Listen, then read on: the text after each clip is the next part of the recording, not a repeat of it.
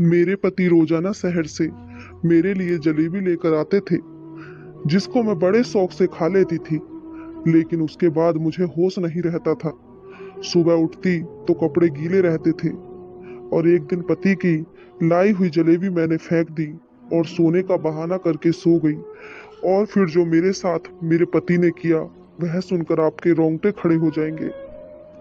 शादी की रात पति के कमरे में आने से पहले ही मैंने ब्लैक कलर की शॉर्ट नाइटी पहनी थी कि वह पहली ही नज़र में मुझे देखें और अपना दिल हार बैठे। वैसे मैं गांव वाली थी, लेकिन यह नाइटी मुझे मेरी बड़ी बहन ने दी थी, जिसकी शादी शहर में हुई थी। उसने ही मुझे पति को काबू करने की कई बातें बताई थी। मेरे पति मोहन कमरे में आए तो मेरा यह नाइट सूट देखकर रुक गए। उनकी नज़र में तो मैं गांव की लड़की थी। मोहन के सामने नाइटी पहनकर मुझे शर्म तो बहुत आ रही थी, लेकिन अब वह मेरे पति थे और मुझे उनका दिल जीतना था। मैंने हमेशा शादी को लेकर बहुत सपने बुने थे, और आज की रात का न जाने कितनी बार सोचा था। मिलन की घड़ी जब सामने आई तो मेरा दिल बुरी तरह धड़क रहा था। मोहन मेरे करीब आए और मोहब्बत से मेरा हाथ थाम के कहने लगे कि तुम बहुत ही सुंदर हो। मोहन के ये शब्द में मुझे नई जिंदगी दे दी थी, और मैं खुद को हवाओं में महसूस कर रही थी। मोहन ने अपनी जेब में हाथ डाला तो मुझे लगा कि वह मुझे मुंह दिखाई का गिफ्ट देंगे, लेकिन मोहन ने जेब से हाथ निकाला तो मैं हैरान रह गई। उनके हाथ में जलेबी का थैला था, और मोहन ने खुद ही वह थैला खोला और कहने लगे कि शादी की रात सबसे पहले मैं तुम्हें अपने हाथ से मीठा खिलाऊंगा। मोहन की बात सुनकर मेरे होठों पर मुस्कुराहट आ गई। कह रहे थे कि मेरे लिए खासकर शहर से जलेबी बनवा कर लाए हैं। मोहन ने मोहब्बत भरे अंदाज से वह जलेबी मेरे मुंह में डाली तो मैंने भी खुशी खुशी खा ली। वह बहुत ही स्वादिष्ट थी। मोहन मेरी आंखों में आंखें डालकर मुझसे मोहब्बत भरी बातें करने लगे, और मैं न जाने कैसे नींद में खोने लगी। थोड़ी देर बाद मुझे कुछ होश ही ना रहा। सुबह के वक्त मेरी आंख खुली तो घड़ी में पूरे 10 बज रहे थे। मेरे कपड़े गीले थे। मैं हैरान थी कि इस रात के इंतजार में मैंने एक एक पल गिनकर गुजारा था। उस रात में मैं कैसे सो गई। फिर मुझे मोहन का ख्याल आया। न जाने वह मेरे बारे में क्या सोच रहे होंगे। कपड़े कैसे गीले हुए थे। मोहन कमरे में नहीं थे। मैंने तुरंत ही अपने कपड़े बदले और नहा धोकर तैयार हो गई। मैं अपने बालों को सुलझा रही थी कि मोहन कमरे में आए। उनका मूड बहुत ज्यादा बिगड़ा हुआ था। कोई बात नहीं की। मैंने उनसे बात करने की कोशिश की तो पूरी तरह गुस्सा हो चुके थे, और यह बात मेरे लिए बर्दाश्त से बाहर थी। मैंने सोच लिया था कि किसी न किसी तरह मैं मोहन को मना कर रहूंगी। मोहन के जाने के बाद मेरी सास कमरे में आई तो मेरी आंखों में आंसू देखकर हैरानी से पूछने लगी कि क्या हुआ बहू। मैंने उन्हें बता दिया कि मैंने मोहन को नाराज कर दिया है। वो कहने लगी कि मैं अभी मोहन से बात करती हूँ, लेकिन मैंने हाथ पकड़कर अपनी सास को रोक लिया। उनसे कहा कि वह मोहन से कोई बात ना करें, वरना हमसे और नाराज हो जाएंगे। मेरी बात सुनकर वह खामोश हो गई और बोली, छोटी छोटी बातों को दिल पर ना लगाया करो। कुछ दिन मोहन के साथ रहोगी तो तुम उसकी आदत को अच्छी तरह समझ जाओगी। मैं उनकी बात सुनकर खुश हो गई थी। मैं अपने माँ बाप की लाडली होने के साथ साथ अपनी सास की भी बहुत लाडली थी। हालांकि बचपन से ही ख्वाहिश थी कि मेरी शादी उनके बेटे मोहन से हो, और जैसे ही मैं 15-16 साल की हुई तो वह मुझसे मिलने के लिए आई थी, और जाते जाते मेरा मुंह मीठा करवा कर चली गई। मैं बहुत खुश थी क्योंकि वह मुझसे बहुत प्यार करती थी, और इसलिए मेरे माँ बाप को भी इस रिश्ते पर कोई ऐतराज नहीं था। मोहन की शहर में अच्छी नौकरी थी। वह सुबह सवेरे शहर के लिए निकल जाता और रात को ही घर लौटता। उसकी कमाई से ही मेरी सास ने गांव में एक बड़ा सा घर बनवा लिया था। बहुत सालों से मेरी और मोहन की मुलाकात नहीं हुई थी, क्योंकि वह ज्यादा वक्त शहर में गुजारता था। घर लौटता तो हमारे गांव आने का उसके पास वक्त भी नहीं रहता था। लेकिन रिश्ता होने के बावजूद भी हमारे गांव मुझसे मिलने के लिए नहीं आया। इसी बात को लेकर मेरे दिल में अजीब सवाल उठने लगे थे। एक दिन मैंने अपनी सास से पूछा, क्योंकि मेरी सास मेरी माँ की सहेली थी तो मैं उनसे बिल्कुल शर्माती नहीं थी। एक दिन वह मिलने के लिए हमारे गांव आई तो मैंने बातों बातों में यह पूछा कि मोहन हमारे गांव क्यों नहीं आते। मेरी माँ के कान में ये बात पड़ी तो मम्मी ने मुझे एक थप्पड़ मारा और बोली, तुम्हें कहने में शर्म नहीं आती? अपने होने वाले पति के बारे में ऐसे बातें पूछते हैं। मैं बिलक कर रो रही थी। मेरी सास मुस्कुराते हुए कहने लगी कि क्यों नहीं, जैसे ही मोहन को वक्त मिलेगा जरूर आएगा। जब से उसे शहर की हवा लगी है वह बहुत ही कम बात करता है। अब पहले की तरह नहीं है, बल्कि गंभीर हो गया है। उनकी बात सुनकर मम्मी कहने लगी, जब लड़कों पर जिम्मेदारी पड़ती है तो इसी तरह गंभीर हो जाते हैं। एक मेरी बेटी को ही अक्ल नहीं आ रही है, मुंह उठाकर जो चाहे पूछ लेती है। मम्मी ने गुस्से में एक नज़र मेरी तरफ किया तो मैं वहां से उठकर अपने कमरे में आ गई। उनके जाने के बाद भी मम्मी ने मुझे हजारों बातें सुनाई। मम्मी पता नहीं क्या कुछ कह रही थी। मैं तो अपने ही ख्यालों में मग्न थी। मैं ये सोचकर खुश थी कि मेरा होने वाला पति भी हीरो की तरह शहरी बन गया है।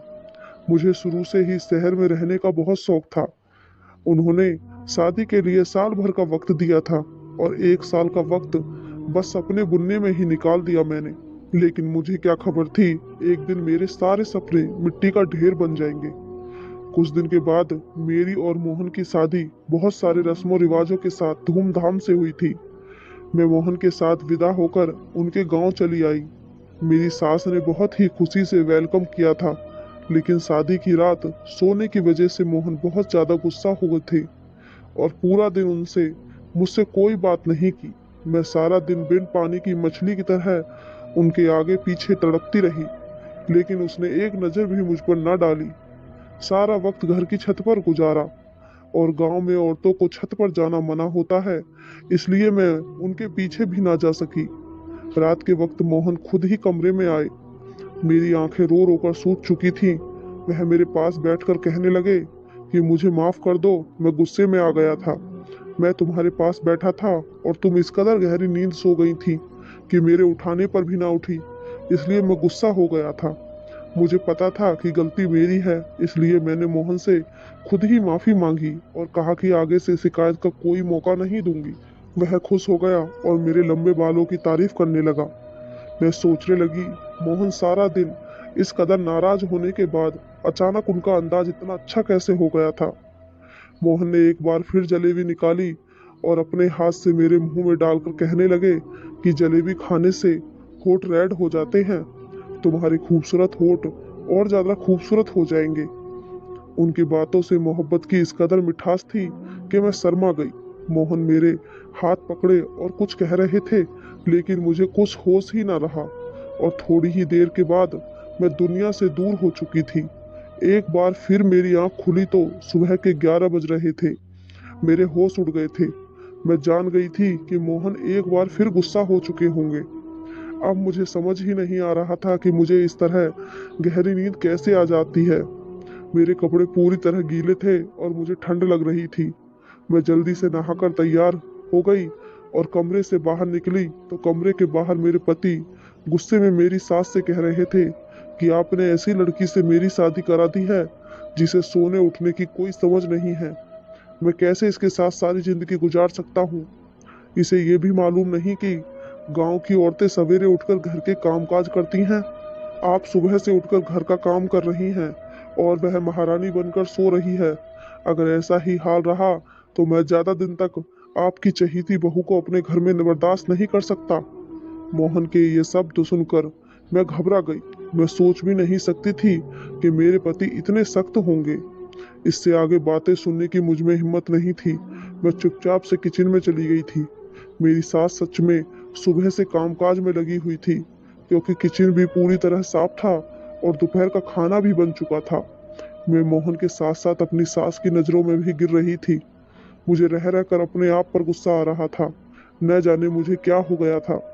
मैं सारे घर का चक्कर लगाए तो वह पूरा घर काम कर चुकी थी और शायद इसी वजह से मोहन हद से ज्यादा गुस्सा थे। वह फिर एक बार छत पर जा चुके थे, क्योंकि उन्हें अच्छी तरह पता था कि मैं उनके पीछे छत पर नहीं जा सकूंगी। मैं सारा दिन रोती रही। वह खुशी जिसके लिए मैंने साल भर इंतजार किया था, मैं अब तक उससे दूर थी। ना ही मोहन का साथ पूरी तरह नसीब हुआ था और ना ही उनके दिल में जगह बना सकी थी। और मोहन के शब्द ने मुझे अच्छी तरह ये बात बता दी थी कि अगर मैंने कोई गलती की तो वह मुझे घर से निकाल देंगे। मेरी गांव से बार बार मम्मी का फोन आ रहा था। मम्मी कह रही थी कि 1 हफ्ते के लिए हमारे घर आकर रह जाओ। रस्म के मुताबिक शादी के बाद 1 हफ्ते के लिए बेटी अपने मायके रहने के लिए आती है। मैं बिल्कुल भी नहीं जाना चाहती थी, क्योंकि मोहन मुझसे पहले ही नाराज थे। ऐसे में अगर उनको छोड़कर मम्मी के घर चली जाती तो शायद वह कभी मुझसे बात ना करते। रात के वक्त मोहन कमरे में आ गए। मुझे हैरानी हुई, अचानक ठीक कैसे हो गए थे। मेरे पास बैठकर खुद ही पूछने लगे कि तुम्हारी मम्मी का फोन क्यों आया था। मैंने सारी बात बता दी तो कहने लगे कि अच्छी बात है, तुम चली जाओ, वरना मम्मी कहने लगेंगी कि मैंने मना किया है। कल से मेरी नौकरी भी शुरू हो रही है। मैं भी सुबह सवेरे शहर जाऊंगा तो रात को ही घर वापस लौटूंगा। तुम 1 हफ्ता वहां गुजार कर आ जाओ और मम्मी को भी अपने साथ ले जाओ। मुझे मोहन से इस तरह की दूरी का भरोसा नहीं था। मुझ में इतनी हिम्मत नहीं थी कि मैं आगे उनकी बात सुनूं, इसलिए मैं भी खुशी खुशी राजी हो गई। मोहन ने फिर जलेबी निकालकर खुद ही मेरे मुंह में डाल दी और कहने लगे, तुम इसे जल्दी जल्दी खाने के बजाय आराम से खाया करो। ये शहर का सबसे मशहूर हलवाई की है। इसे तुम्हारे होठ रेड हो जाएंगे और बहुत ही खूबसूरत लगेंगे। मैं मोहन को इस तरह के बदलते हुए देखकर बहुत परेशान थी। वह जितने सख्त थे उतने ही मोहब्बत करने वाले भी थे, और उनका गुस्सा करना सही था। मेरी गलती की वजह से गुस्सा थे। मोहन कहने लगे कि मम्मी को बता कर आता हूँ कि तुमको कल तुम्हारे गांव ले जाए। मेरा इंतजार करना। मोहन की बात सुनकर मैंने मुस्कुरा दिया। मैंने सोच लिया था कि मैं किसी सूरत में आज नहीं सोऊंगी और मुझे मोहन का इंतजार करना था। गांव जाने से पहले उनके दिल में अपनी सारी दूरी को मिटाना था।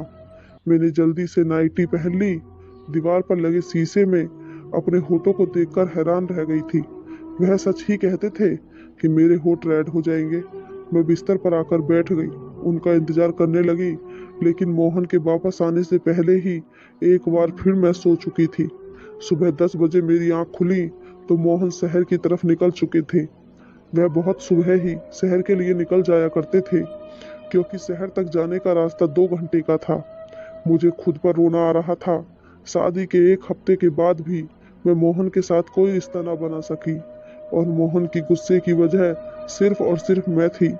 मैं यह सोच सोच कर परेशान थी कि मेरे कपड़े गीले कैसे हो जाते हैं। शायद मोहन मुझे उठाने की कोशिश करते थे।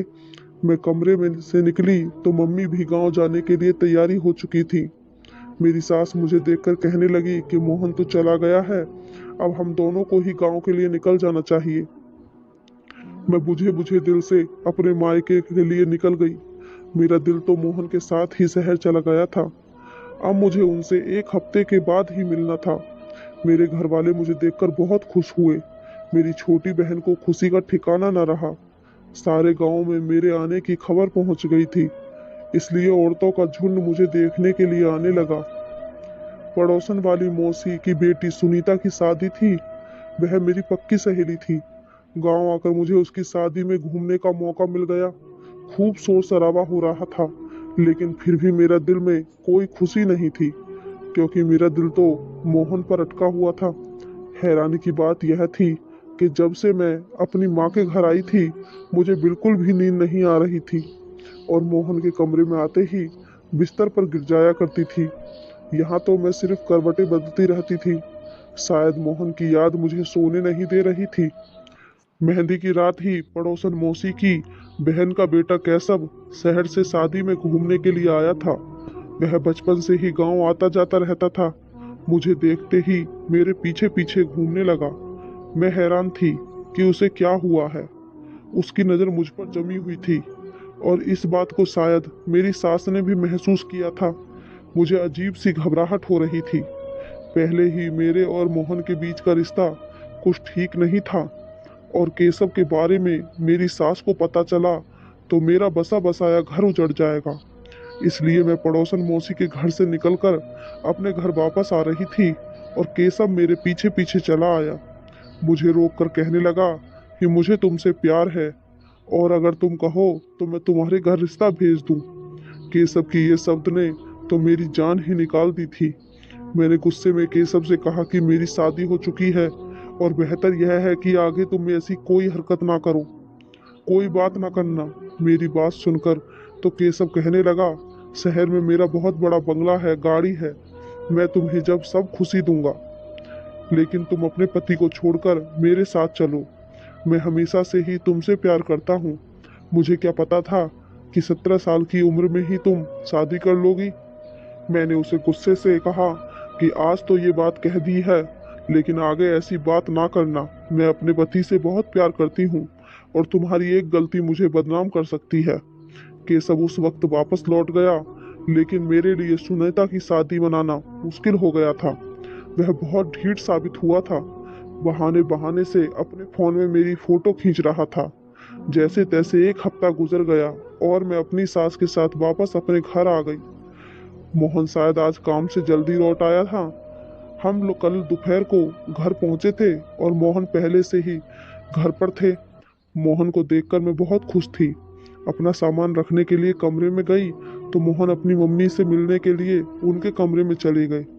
मैंने सोचा कि मैं भी कुछ देर मोहन और मम्मी जी के साथ बैठ जाती हूँ, फिर घर के कामकाज करूँगी। इसलिए सामान रखकर दोबारा उनके कमरे की तरफ आई तो मेरी सास के शब्दों ने मुझे हैरान कर दिया।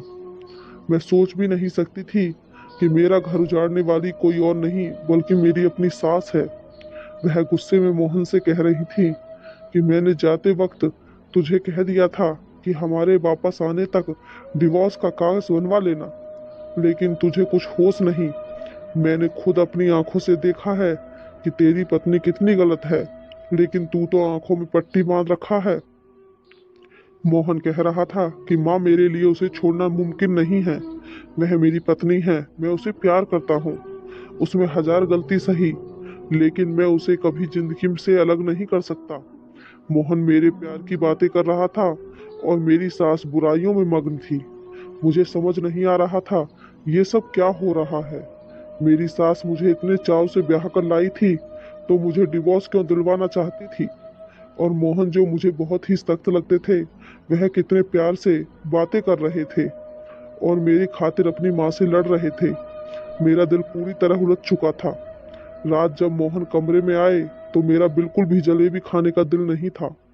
मैंने जलेबी का थैला उनके हाथ से ले लिया।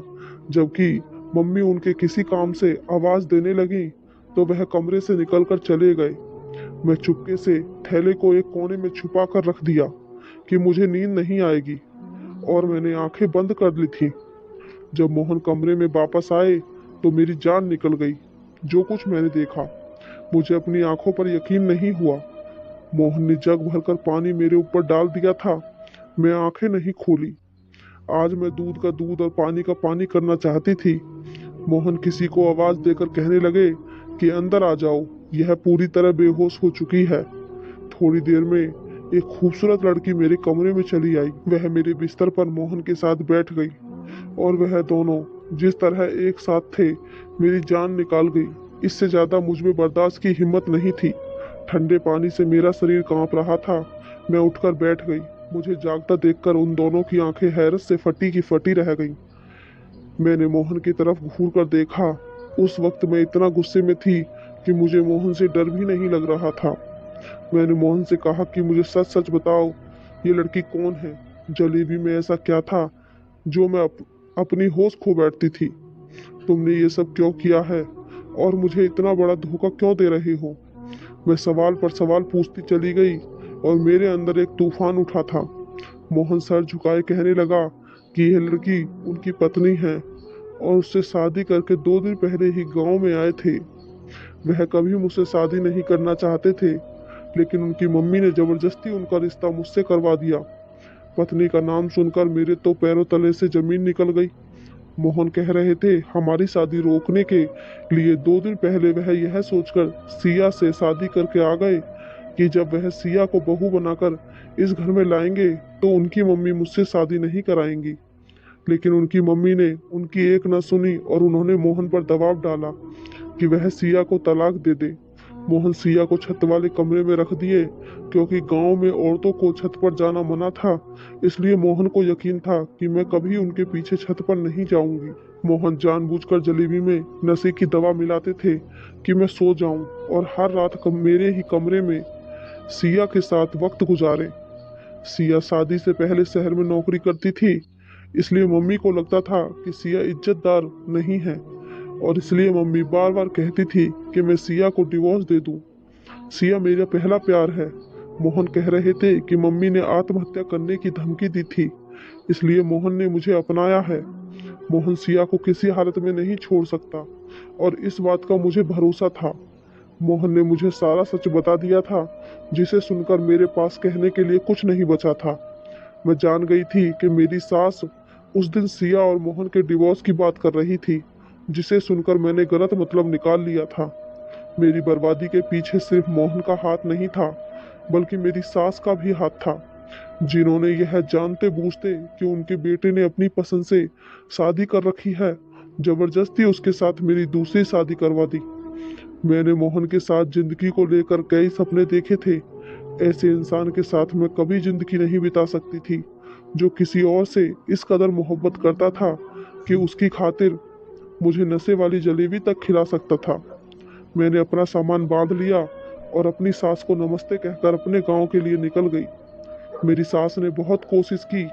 वह बार बार मुझे यकीन दिला रही थी कि मैं मोहन सिया को छोड़ देगा और मेरा हो जाएगा, लेकिन मैं कभी ऐसे इंसान के साथ गुजारा नहीं कर सकती थी जो मुझे मोहब्बत नहीं दे सकता था।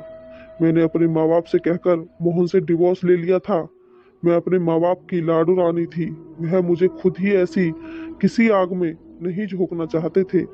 पड़ोसन मौसी की वजह से केशव को खबर मिल गई थी कि मैं एक बार फिर अकेली हो गई हूँ, इसलिए केशव अपने घर वालों को भेजकर मुझे अपनाने की बात की थी। मैं अभी शादी नहीं करना चाहती थी, इसलिए मैंने साफ साफ इनकार कर दिया।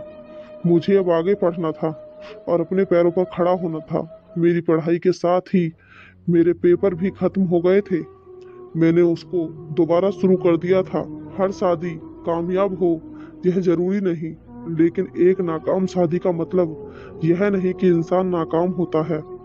अपनी शादी की नाकामी के बाद मैं बहुत ज़्यादा कामयाब हो गई थी। पढ़ाई के मैदान में मैंने झंडे गाड़कर अपने गांव का नाम पूरे जिले में रोशन कर दिया था।